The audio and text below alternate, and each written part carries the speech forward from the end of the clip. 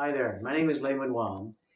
I am the director of Stirfry seminars and also the director of the award-winning film The Color of Fear, Last Chance for Eden and Stolen Ground. I'm talking to you today because I would like for us to begin a conversation, which I would like to entitle Let's Get Real. I think it's really important for us to begin to take a look at what's going on in our communities, particularly as we talk about how to have a relationship with the law enforcement agencies in the country.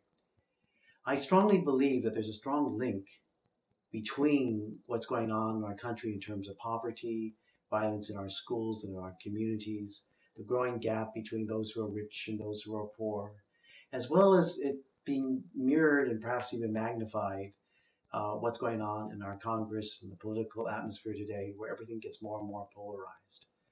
I think it's time that we figure out a way to have a dialogue, a relationship with each other. And so what I thought I would begin doing this afternoon, is to begin to talk about how some questions that I would like us to engage in, that I think that might better help us to get to understand each other and what are some of the issues that we're facing. One of the reasons why I decided to begin this dialogue is I just read about the public schools chief, the police chief for the Oakland Public Schools, while he was in a car with an African American and with the other officers, and he's a European American officer, and what he said was, the only good nigger is a dead nigger. And perhaps maybe we should hang a nigger in the square so that no more black people come into Oakland, California. I was not only shocked at what I heard, but after a while when I gave it some thought, I kept thinking, well, he's resigning. But I think that what happens is that when a person apologizes, they resign, we think that the problem's all over with.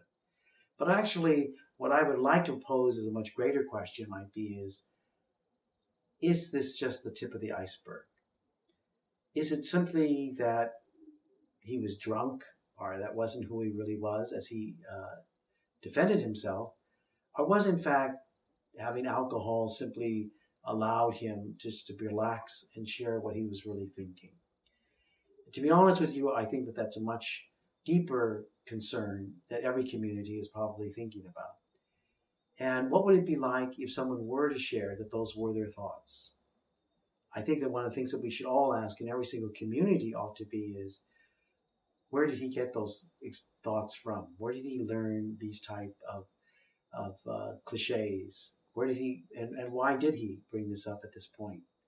So I think that rather than simply isolating him, how many other people carry these same opinions or other different levels of that same kind of perspective?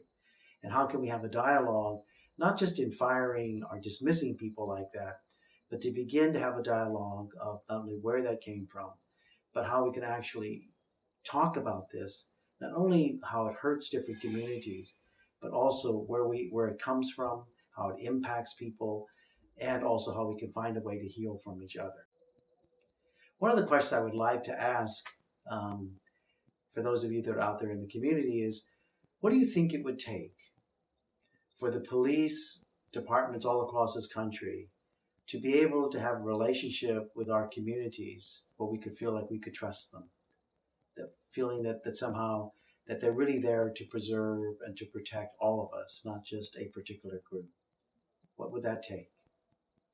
The next question I would like to ask is, if you were sitting in a room with 3 police officers, and maybe there are 2 or 3 of you from your particular communities, what would you like to ask the policemen, policewomen, the police chiefs, commissioners in that room? What would you like to ask them?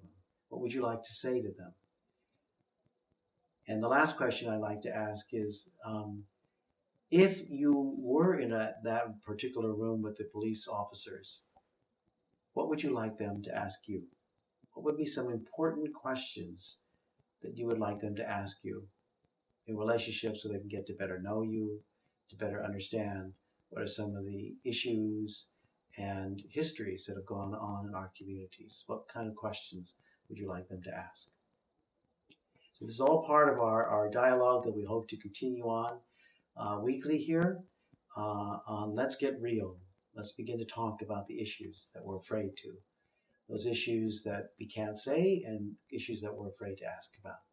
I would love to be able to hear your feedback. What are your thoughts? What are your experiences? What were some of your reactions? That is why we created this as an opportunity for all of us to get real.